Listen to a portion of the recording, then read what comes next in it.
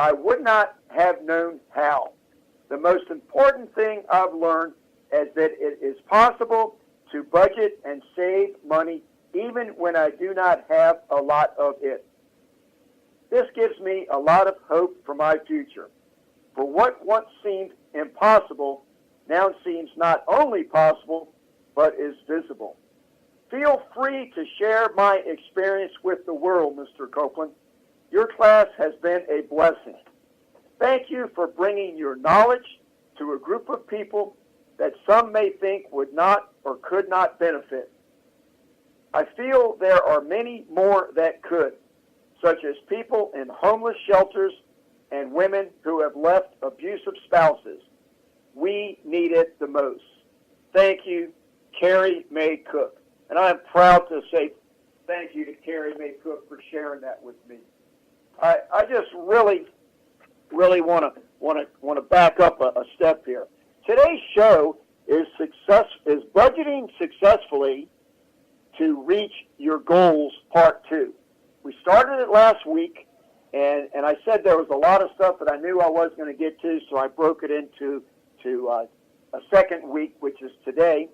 And so I've got another thing. As you know, I really appreciate Joyce Myers. I went to a conference of hers about a month ago with my wife, and it was a 2-day conference, and the number one thing that I left there with, it was a quote of hers that I'd sort of heard before, but the way she gave it to me, I just held on to it. It's when you're in a situation and you don't really know what to do. She said this: when you don't know what to do, keep doing what you know is right. Now, what that speaks to is simply this.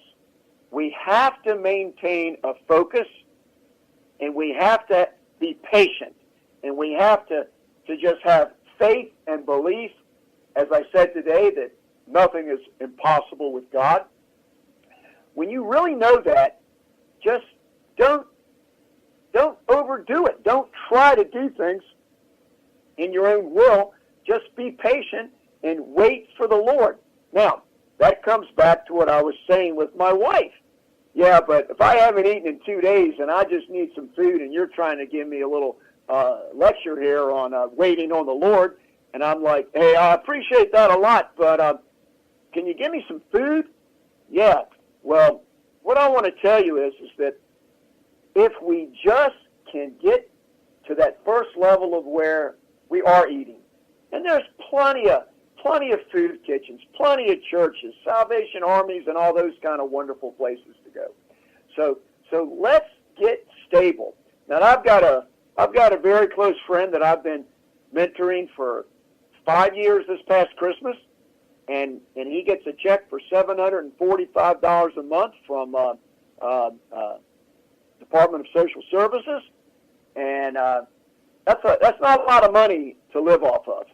He's 100% disabled, and he cannot work, and so he had a trailer for a while, and he did okay.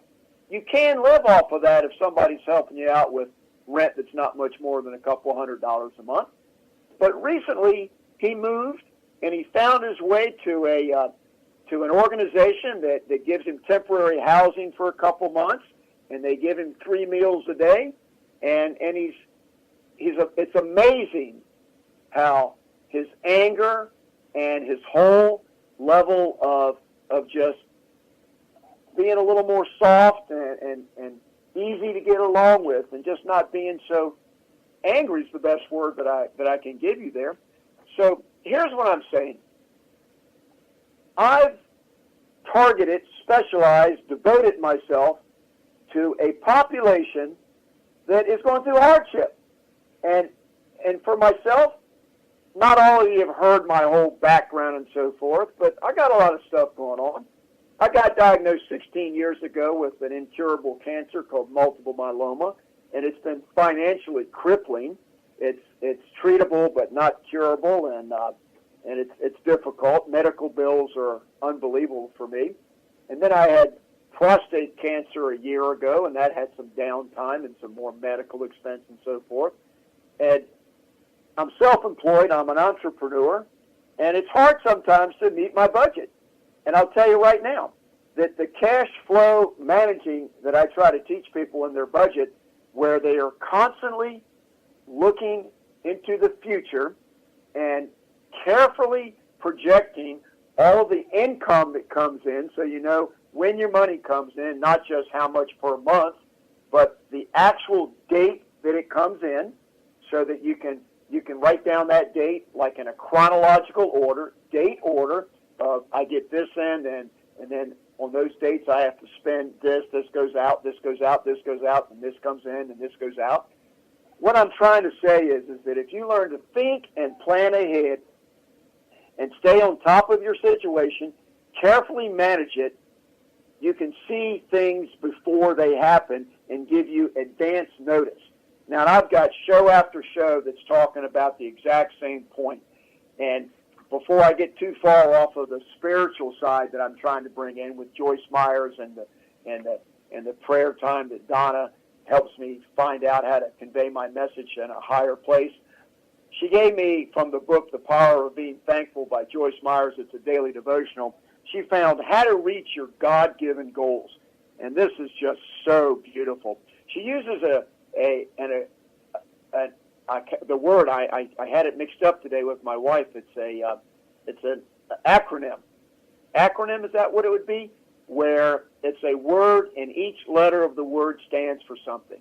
And so the word that I'm going to give you right now via Joyce Myers, SMART, S-M-A-R-T. If you're going to set goals, it needs to be specific. Your goals need to be specific. They need to be measurable. Your goals need to be something that you can measure. They need to be attainable. They need to be realistic, and they need to be timely. You need to set a time frame to them. So what I'm saying is that if you want to get ahead in life, make your life better, have less stress, use your mind. Last week we talked a great deal about how God has given us just one thing, and that's for sure, and that's the freedom to control our own minds and our own attitudes. And so if we can get a person past they haven't eaten in a couple days, and they're not really that rational about hearing any other advice that you want to give them, let's get people stabilized so that they can go to a higher level and then ultimately learn to plan out things very carefully. And so I use the term pathway to success all the time in everything that I do, and I'm always trying to come back to it and get deeper into it. But let me stay on that for a minute now. I've used it on at least 4 shows and given little bits and pieces to it. But let me tell you what pathway to success is that the way that I use that term in some of my classes. Some of you are driving in a car right now, and you can't do what I'm going to ask you to do. But maybe when you get home, you can go back to the archive and listen to the show again. Rightthink.org, RIGHTTHINK.org is the website where the shows are archived, and there's also many, many more materials there that you might find useful to help motivate you to move yourself forward. But pathway to success, basically, I want you to just relax, close your eyes. Don't do it if you're driving. I want you to relax and just close your eyes. And I want you to just sort of let it go for a minute and daydream and just look at the life that you would just love to have in 5 years. Picture yourself being totally successful in doing what you want with your life, being who you want to be in 5 years. While you're thinking about it, just don't hold yourself back. Let yourself go very, very far, and whatever obstacles that are in your way that keep you from usually going as far as you let yourself go, let them go right now. If you want to be a professional guitar player in a rock and roll band, but you don't know how to play the guitar, that's okay. for what I'm asking you to do right now, let it really go without anything holding you back. Don't let your circumstances or your lack of ability or your lack of athletic ability or whatever. Just picture what you'd like to be. Where I'm going with this is this. I want you to just really let it go. Now, I've had a lot of fun with a lot of people, and this one might not be for all of you, but I like to do this just to make my point. Hey, if you want to have your own nightclub, just picture yourself being in this club. Like the movie La La Land was a great movie that was out a couple months ago, and Ryan Gosling, the main character, he wanted to have his own club. He was a jazz guy that wanted his own jazz club. So picture having your own club, and picture yourself there leaning against the bar with your fur coat on, your fedora, rings on every finger, just a lot of people, a lot of pretty people hanging around you, and people coming up to you and saying, thank you for letting me be in your club tonight. It was a really great time tonight. I thank you for that. Just let it go. Okay, but here's where we're going to go next. After you picture what it is that you really envision yourself in 5 years, if you could have everything be the way that you would just dream that it could be, stop and take a nice, honest look and say, what is it that is not me? What is it that I don't possess? What is it that my personality doesn't do? What is it that I just don't have that I'm going to need? It could be resources, financial resources. It could be talent. It could be some experiences that you're going to need before you can get to that point. It could be you might need to develop your exercise skills. Here's what I want to tell you, though. I want you to sit back and make a complete list of all the obstacles that are in your way to becoming who you want to be. Now, let me make this real clear now. This is about you becoming the person that you want to be. When I say becoming, it means that you are going to need to experience personal growth. You need to develop into being the person that you really want to be, and not just being sad and disappointed that you never really got to do what you wanted to do in life. You know, I like to say this is America, land of opportunity.